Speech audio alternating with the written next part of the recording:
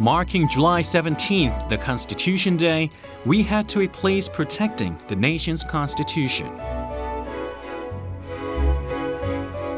This is the Constitutional Court of Korea, where disputes related to constitutions are settled.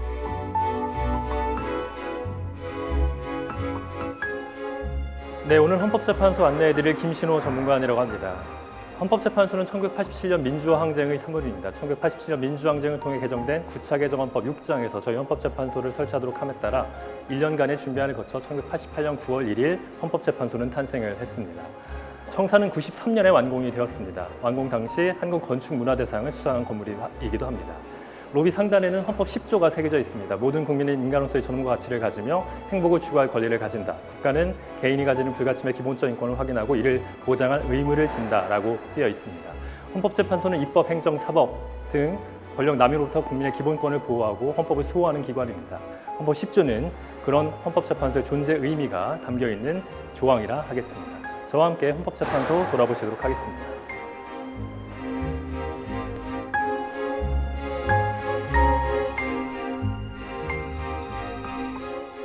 The first place to visit is the Service Center of the Constitutional Court.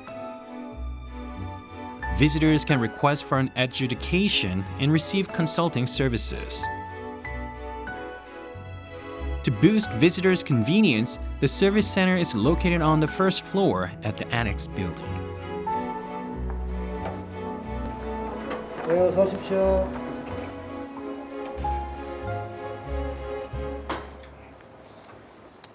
네, 이곳은 헌법재판소 민원실입니다. 제가 방금 전에 헌법소원심판 청구서를 접수했는데요.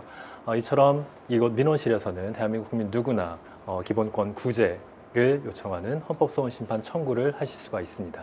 방문이 어려우신 분은 인터넷 홈페이지를 통해서도 헌법소원심판 청구를 하실 수가 있습니다. 다만 청구인이 변호사가 아닌 경우에는 변호사를 대리인으로 선임하셔야 되는데요. 대리인 선임이 여의치 않으신 분은 국선 대리인 선임 신청을 하실 수가 있습니다. 또한 대한민국 국민이 아니더라도 대한민국에 거주하는 외국인도 헌법상 인간으로서의 기본권을 침해받았다고 느끼실 경우에 헌법재판소에 헌법소원심판 청구를 하실 수가 있습니다.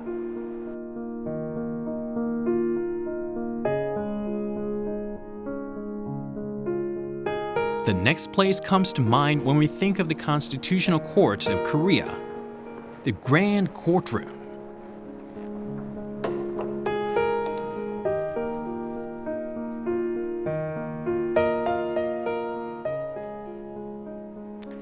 네, 여기는 헌법재판소 대심판정입니다. 헌법재판소에 접수된 주요 사건에 대한 결정이 대부분 이루어지는 그런 장소입니다.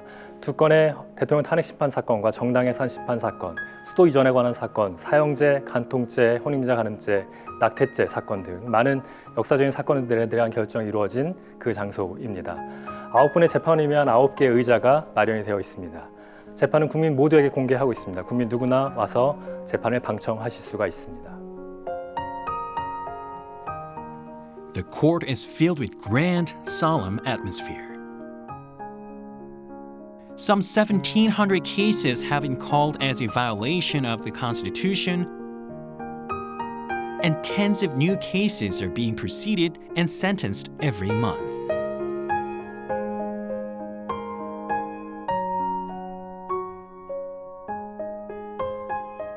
법원에 의한 재판은 민법 또는 형법 같은 어떤 일반 법률을 기준으로 판단을 하는 것이고요.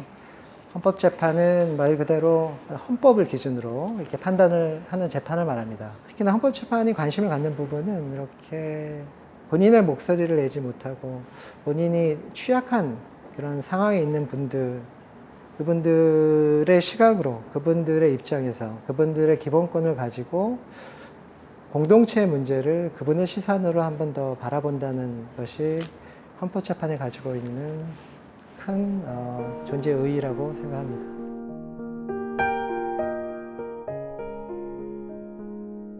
정말 많은 사건이 있었던 것 같아요. 많은 사건이 있었고 많은 분들이 얘기하시는 것 중에서는 영화 사전검열 제도에 대해서 위헌 판결한 거, 그 덕분에 또 우리나라 영화들이 많이 또 이렇게 지금 뭐 얼마 전에도 뭐 아카데미상을 받았지만 그렇게 영화 창작자분들께서 어떻게 보면 좀 더 자유롭게 그렇게 영화를 만들 수 있게 되는 그러한 판례도 있었고요. 또 그리고 뭐 아시다시피 대통령 탄핵이라고 하는 아마 전 세계적으로 사법부가 헌법재판소가 대통령이라고 하는 최고의 민주적 정당성을 가지고 있는 그 지위에 가진 사람을 사법적으로 판단한 경우는 굉장히 드문 일일 것 같아요. 그것도 아마 우리나라 한국헌법재판소가 가지고 있는 굉장히 특별한 경험이었다고 생각을 하고요. 이 각 나라 여기 이제 헌법입니다. 근데 헌법한테 어떤 지위를 뒀냐면 최고법이라고 하는 지위를 줬어요. 그러니까 일반 법률보다 더 높은 효력을 가지고 있는 그 위치를 둔 거죠. 그래서 헌법이라고 하는 법은 최고의 법인 이유가 여러분들이 있기 때문에 최고의 법인 거죠. 헌법도 그렇고 헌법재판소도 그렇고 좀 가깝게 국민들께서 좀 생각을 해주셨으면 좋겠다라는 말씀을 드리고 싶습니다. Now, we visit the exhibition of the Constitutional Court, which was newly opened in June. It's where visitors can learn about the Constitution and Constitution trials easier and be more familiar with the history of Korea's Constitution.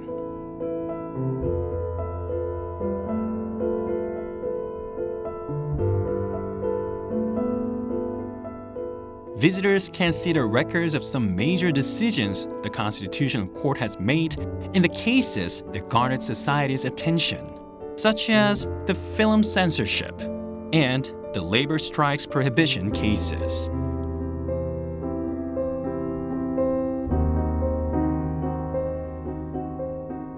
Finally, we're off to the library, the biggest library in the nation specialized in constitutional law, which is available to all Korean citizens.